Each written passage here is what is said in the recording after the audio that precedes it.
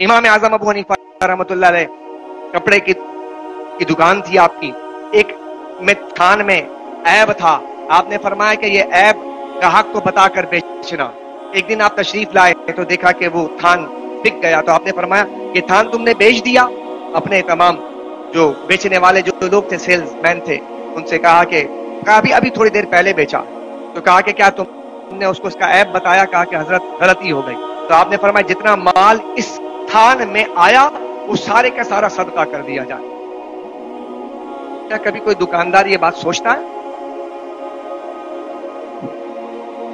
اب آ گئی بات، واقعے تو سننے میں بڑا لطف آتا ہے، یہ واقعات سن کر تو ہم سبحان اللہ کی آواز بھی بڑی زور سے لگاتے ہیں۔ کیا آج کوئی دکاندار کیا ان قربانیوں کے ذریعے، ان حج کے ذریعے، ان نمازوں کے ذریعے کیا اس کے اندر یہ جذبہ پیدا ہو رہا ہے؟ کیا یہ تقویٰ کا حصول پیدا ہو رہا ہے کہ یار میں اس انداز میں بھی زندگی گزاروں؟ لیکن امام اعظم ابو حنیفہ رحمۃ اللہ علیہ جس زندگی کو گزار رہے تھے، انہوں نے عبادات کے ذریعے وہ تقویٰ حاصل کیا تھا اور اس کا اظہار بار بار کیا کرتے تھے۔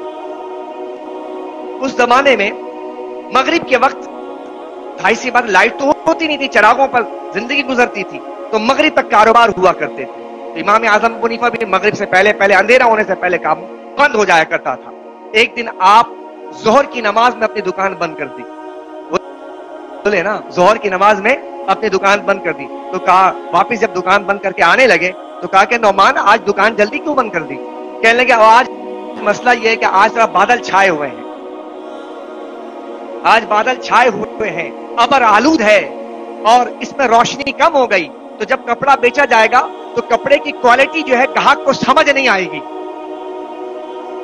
تو کہیں ایسا نہ ہو کہ کم قیمت والا کپڑا گاہک جو ہے وہ مہنگا سمجھ کر لے جائے، تو میں نے اس لیے آج دکان بند کر دی کہ کہیں گاہک کو نقصان نہ ہو جائے۔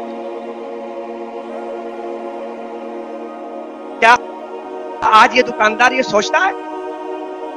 اللہ اکبر!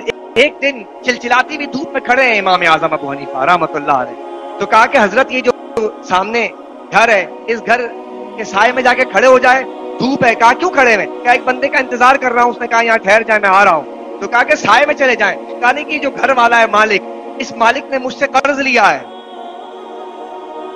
اگر میں اس کے سائے میں چلا جاؤں تو کہیں یہ سایہ یعنی ایک فائدہ کے حصول کا ذریعہ نہ بن جائے اور میرا مال کہیں سود میں نہ چلا جائے، اس لیے میں سائے میں نہیں جا رہا ہوں۔